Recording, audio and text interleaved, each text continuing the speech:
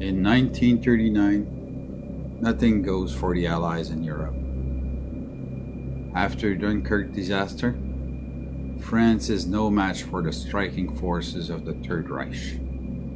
Within weeks, their army is torn apart. Brittany is now facing the monster all by itself. The kingdom is calling upon the empire to the rescue. September 10, 1939, Canada declares war on Germany. The Canadian government takes the decision to build training camps for the rookies across the country. In the Army Districts number 4 of the province of Quebec, Training Camp number 41 will be established in the small city of Huntingdon. Up to 460 men will take part in the building of this camp. It will be made to accommodate up to 1,000 soldiers. Everything needs to be done, from the sewer to the roof.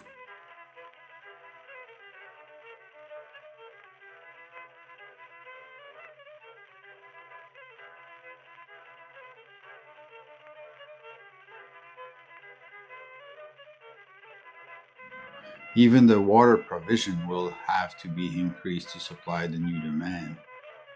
The city of Huntingdon addresses the problem and will shortly improve the situation.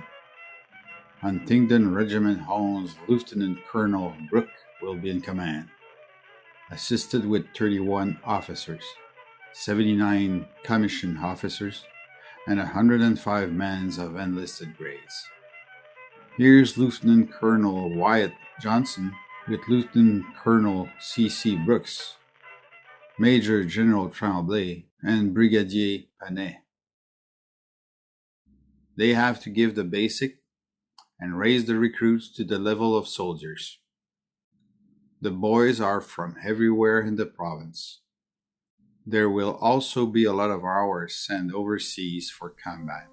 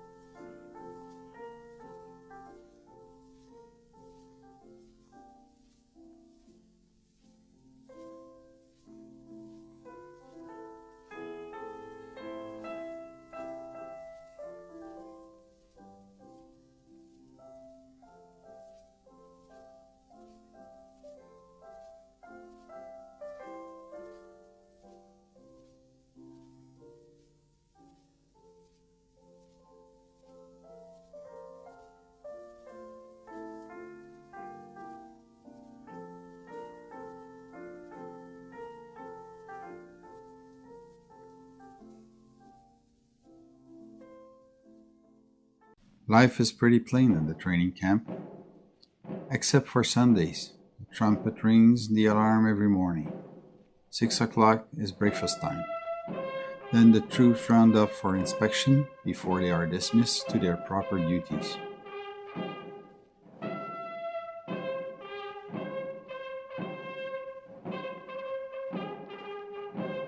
Some will leave for the classroom,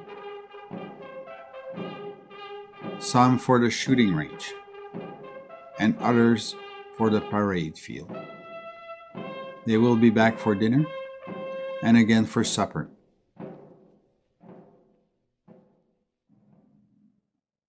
When the trumpet calls again, it's time for curfew.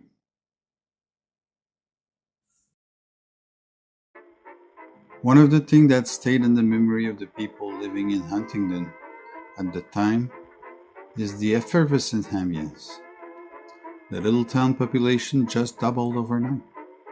The amount of energy deployed by such a great number of newcomers was tremendous.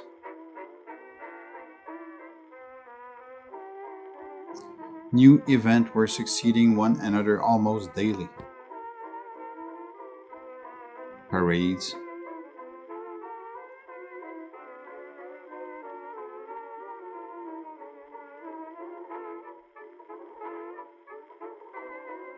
Sport, dances, and all kind of activities were taking place.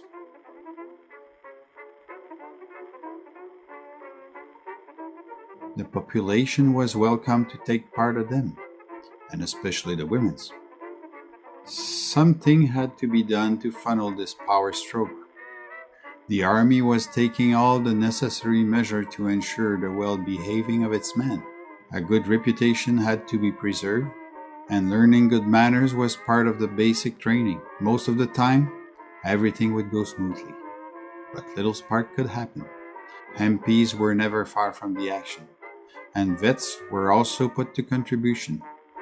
They'd mix up with the crowd, and their presence was usually sufficient to impose respect and decency. Sport was definitely the best way to build friendly links among each other. Leagues were organized, and enthusiasm was part of the heart of those that participate as well as those who watched. March 3rd, 1941. The Army hockey team won the first game of the championship, but the competition was far from over.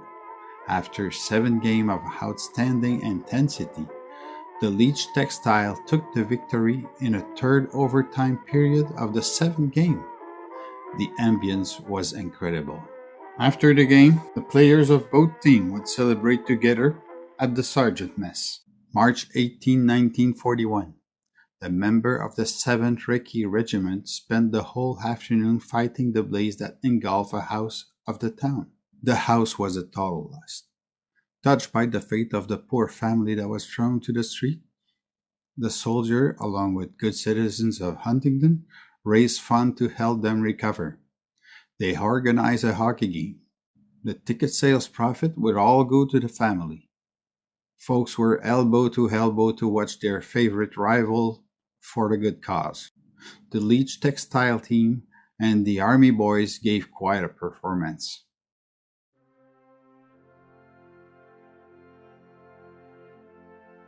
It seems like a good time was going on, but disillusion was hiding a frightening reality. Sooner or later, they would have to leave. Farewells and goodbyes had heavy signification. Smile was a make-up to comfort the friends and beloved one. Often, after turning away, lovers would burst into tears.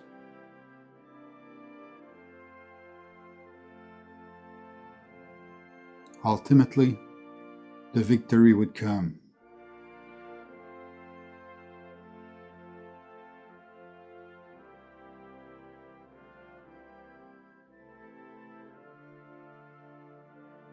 It would come, but the sacrifice would be enormous. They were 20, 22, 24 years old. They did not choose to become heroes. They must never be forgotten.